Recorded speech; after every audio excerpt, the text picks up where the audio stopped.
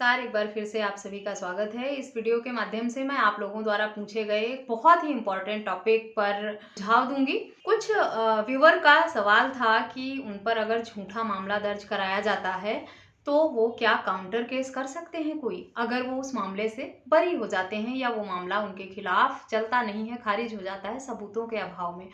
तो क्या ऐसे में झूठा केस करने वाले व्यक्ति के खिलाफ किसी भी तरह की कानूनी कार्रवाई करने का हक अधिकार वो व्यक्ति रखता है जिस पर झूठा मामला दर्ज हुआ था? क्योंकि किसी भी व्यक्ति को अगर किसी झूठे मामले में फंसाया जाए, वो उसने कुछ नहीं किया था, किसी दुश्मनी की वजह से फंसाया गया, गलतफहमी की वजह से फंसाया गया या बदला लेने की भावना से फंसाया गया, जैसे पत्नियां 498A डीवी एक्ट और अन्य तमाम आपराधिक मामले ससुराल पक्ष और पति के खिलाफ दर्ज करा देती हैं, जबकि ये सारे सिर्फ बदला लेने, दबाव बनाने और डर पैदा करने के लिए ही किए जाते हैं और बाद में सबूतों के अभाव में ये मामले जो हैं या तो खारिज हो जाते हैं या सेटलमेंट कर लेती हैं पत्नियां, क्योंकि उनको लगता है कि सबूत तो उनके पास है नहीं, मामला आगे चल नहीं पाएगा, वो साबित कर नहीं पाएंगी, तो वो प्रेशर बनाने के लिए शुरुआती टाइम में इस तरह के मामले दर्ज कराती हैं और बाद में उन्हें अपना केस वापस ही लेना पड़ता है, समझौता करना पड़ता है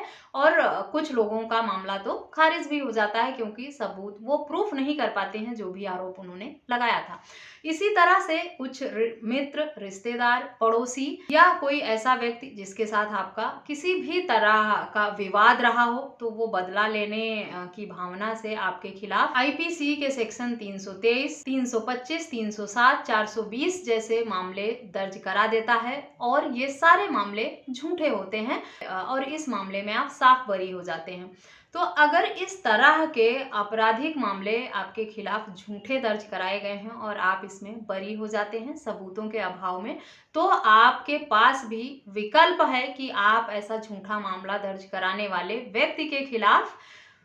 आईपीसी के सेक्शन 211,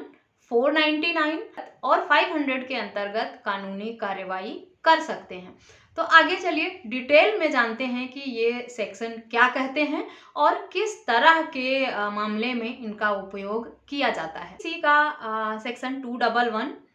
ये कहता है कि अगर कोई व्यक्ति आपके खिलाफ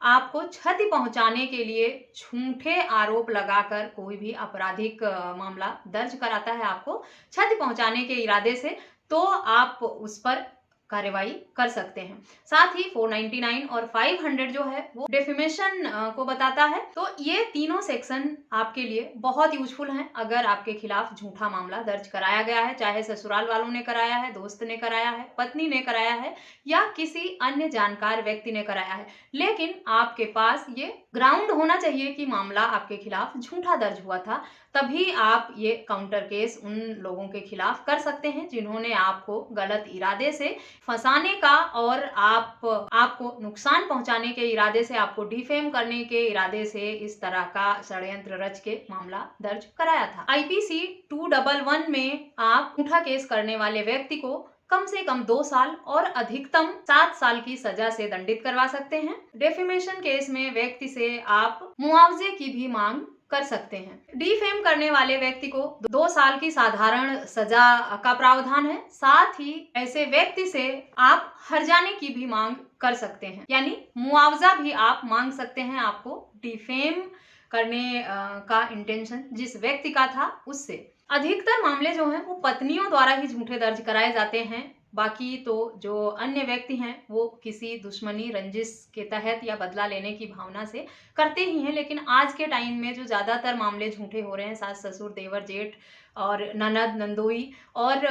पति के खिलाफ, वो 498A डीवी एक्ट 406 जैसे गंभीर आरोप लगाकर मामले दर्ज करा दिए जाते हैं ससुराल पक्ष की तरफ से और पतियों के लिए मुश्किलें बढ़ती हैं। ज्यादातर सवाल पति लोगों की तरफ से ही था संबंधित टॉपिक पर और उन्हीं का कहना था कि उनके लिए क्या कानून में हक अधिकार हैं, पत्नियां अगर उन्हें झूठा फंसा देती हैं, उनको उनकी सामाजिक छवि जो है उसको नुकसान पहुंचाती हैं, वो जहां ऑफिस में काम करते हैं वहां उनकी इमेज इतनी खराब कर देती हैं, साथ ही सारे सबूत, सारे जो स्टोरी है वो सब फेक बनाकर एक परेशान करने के लिए, प्रताड़ित करने के लिए और उनके मान सम्मान, प्रतिष्ठा को ठेस पहुंचाने के लिए इस तरह के मामले दर्ज कराए जाते हैं। तो ऐसे में उनके पास क्या हक अधिकार हैं? यही 3 सेक्शन आपके लिए यूजफुल हैं अगर आप करना चाहें अपने खिलाफ हुए झूठे मामले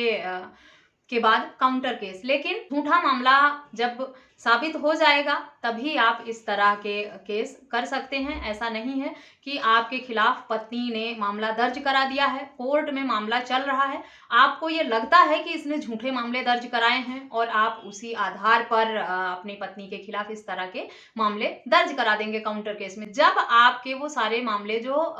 बंद हो जाते हैं, क्लोज हो जाते हैं, कोर्ट से खारिज हो जाते हैं, जिसमें आप पर झूठे आरोप लगाए गए थे उसमें आप आरोप मुक्त हो जाते हैं, तब आप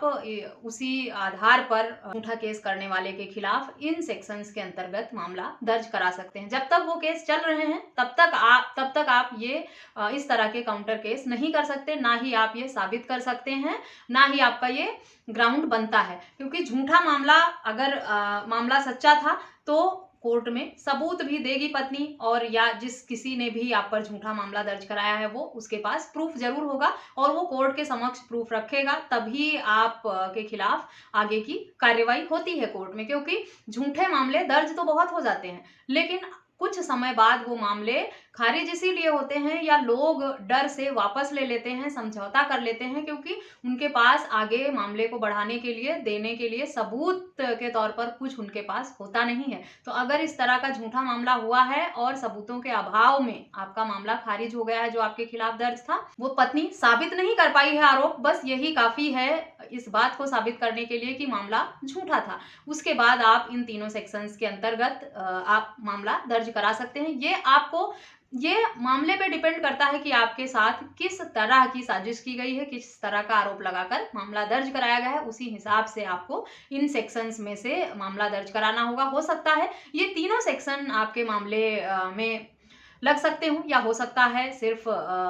आईपीसी का सेक्शन 211 ही आपके लिए यूजफुल हो, या ये तीनों सेक्शन यूजफुल हो। वो पूरा मामला जानने के बाद ही बताया जा सकता है कि आप काउंटर केस में झूठा मामला होने के बाद इनमें से किन सेक्शन का उपयोग कर सकते हैं। आशा करती हूँ आपके द्वारा पूछे गए सवालों का जवाब इस वीडियो के माध्यम से मैंने दे दिया है और ये जानकारी आपको यूजफुल लगी होगी, क्योंकि ये तीनों सेक्शन जिस किसी ने भी आपके साथ गलत इरादे से, साजिश के तहत या झूठी कहानियां बनाकर, झूठे सबूत बनाकर इस तरह के मामले दर्ज कराए थे, आपको नुकसान पहुंचाने के लिए, आपको परेशान करने के लिए, आपकी सामाजिक क्षति पहुंचाने के लिए, ये तीनों सेक्शन आपके लिए बहुत यूजफुल हैं। इस वीडियो में बस इतना ही। वीडियो पसंद आई हो तो मेरे चैनल को सब्सक्राइब करके बेल आइकन को प्रेस करना बिल्कुल भी ना भूलें। संबंधित टॉपिक पर या किसी अन्य टॉपिक पर अगर आपके कुछ सवाल हैं तो आप मुझे ईमेल, व्हाट्सएप या कमेंट करके पूछ सकते हैं। मुझसे संपर्क के सभी माध्यम आपको वीडियो के डिस्क्रिप्शन बॉक्स से मिल जाएंगे।